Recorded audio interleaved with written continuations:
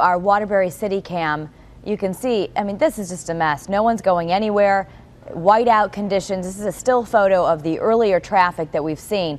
So you really should avoid this area at all costs. An alternate route is Route 69, but I'm sure that's very heavy as well. At this point, we're looking at another 5 to 6 hours to clear this crash scene on I-84. I-395 southbound is closed in Norwich at exit 83, also due to a jackknife tractor trailer. Again, about 2 hours to clear this scene is what they're estimating. All of these accidents showing just how treacherous it is. Also, Interstate 95 northbound closed at exit 88 and 89 in Groton. Another 2 hours or so to clear up this area. This is a fuel spill over here, also from a tractor trailer. To get the latest on the snow conditions, we go to meteorologist Bruce DePrest in the Early Warning Forecast Center. This storm is far from over, right, Bruce?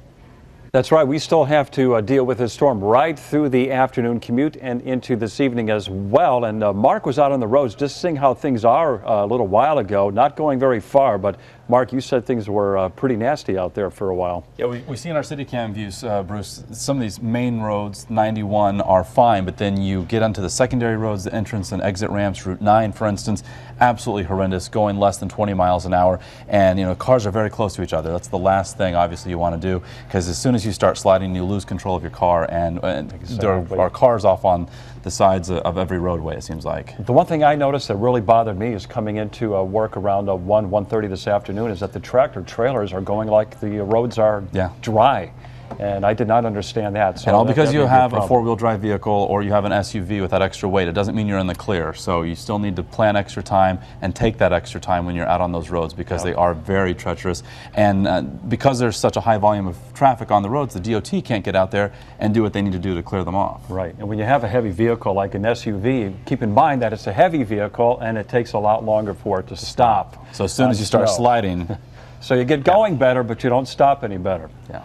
All right, let's check out some of the snowfall totals. We're going to have more with Mark in just a moment on where things are going. But these are brand new snowfall totals, keeping in mind that parts of Fairfield County have had up around 7, 8, 9 inches. Bristol, 6.5. Old Saybrook, 6.5. Again, these are fresh reports. Michael in West Haven says 6. Farmington around 5 from John. Chester and Oakdale 4, but now we're getting some sleet in those locations. Here's early warning pinpoint Doppler, and we still have snow in Hartford.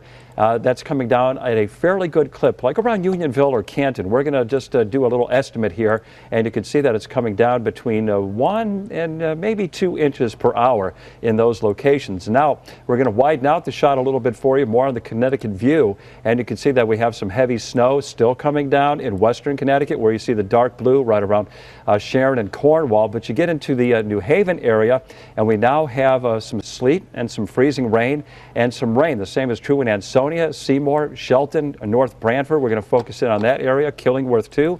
On over to eastern Connecticut, we're also getting that changeover into Chester. And even David Plotkin, we're showing snow in Norwich, but David Plotkin in Norwich is reporting that he's getting some sleet, and you can see that sleet line working north. So that's happening in Ledyard and North Stonington as well. So that's the picture on Doppler radar for you. Off to our west a little bit, we still see more snow and more mixed precipitation out there across northeastern Pennsylvania, northern New Jersey, and eastern New York State. So it's going to be a little while before this storm comes to an end. Let's take a look at some live city cams. Snowing pretty hard in Hartford, Waterbury. You're still getting some moderate snow there, and you can see that traffic is pretty slow with a snow-covered I-84. There's our Middletown camera where we have snow, perhaps a little bit of sleet mixing in now, and you're also looking at Route 9, and our live camera in New Haven is showing that the roads are wet now, and we probably have that mixed precipitation, if not just some rain, sleet, and freezing rain. These are temperatures across the state. Finally, Old Saybrook has popped above the freezing mark at 33. Groton is 32. But some areas in southern Connecticut are going to get a little bit of a glaze of ice on top of some of this snow. Be aware of that. It's not going to be enough to cause power concerns, but it's just going to make things a little bit crunchy and a little bit more slippery. So Hartford is 29, Storrs is 28, and Torrington still 25, where there's a powdery snow. And this is our snowfall forecast, 5 to as much as 10 inches, and in Fairfield County, they hit the jackpot somewhere in the neighborhood of around 10 inches or so. And we still have that winter storm warning in effect, but it's just been reduced to a winter weather advisory for parts of the shoreline somewhat of good news there. But with more on the bigger picture and what's coming over the next several hours, we turn it over to Mark. Hey, Bruce, with that weather alert changing for portions of coastal Connecticut, indicating the change in air mass that we're seeing now across the state. Initially, the entire state cold enough to support mainly snow, but we're watching that mixed line as it continues to move farther to the north, and because that mixing is occurring along the coastline, that is why we've been downgraded there from the winter storm warning to the winter weather advisory. So as we look off to the west, there's still more snow through Pennsylvania that's going to be rotating through. There's an area of low pressure still that is developing off the mid-Atlantic coast, and it is from that our winds are going to be turning more to the east-southeast, pulling in that more mild air from off the Atlantic, and that is going to be responsible for creating that transition from snow to freezing rain, sleet, and then just some plain old rain for portions of coastal Connecticut. We can time it out for you using our early warning futurecast.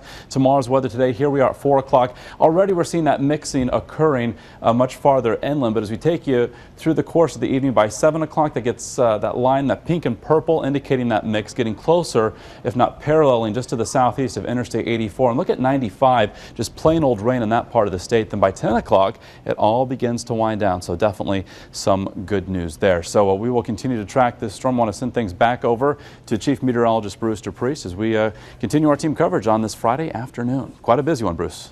Yes, it is. This kind of reminds us a little bit of what happened on December 13th, but without the volume of traffic that we had then. But still, we have bad situation on the roadways right now. And keep in mind that we have that winter storm warning in effect until early tomorrow morning. Again, the warning has been reduced to an advisory for parts of coastal Connecticut, but they've already had their snow as much as 6-7 inches in some parts of the state there. And it looks like a general range of 5 to 10 inches will occur before all is said and done. So we still have a ways to go before this thing is over. And for now, with more on the road situation, I do believe we turn it back over to Kara. Alrighty, thank you, Bruce. Well, we will certainly stay on top of all of the road closures, major highways right now. Most of them are having problems in Connecticut, so the best idea is to stay home. We'll keep you updated with our continuous coverage. Again, we have a special coverage report beginning at 4 o'clock. We're going to go on the air and give you all the storm team coverage that you need. If you need something from your desk, go log on to WFSB.com for updated information on all the road closures and traffic alerts. In the meantime, we're going to go back to our regular program, and we'll be back here at 4 o'clock.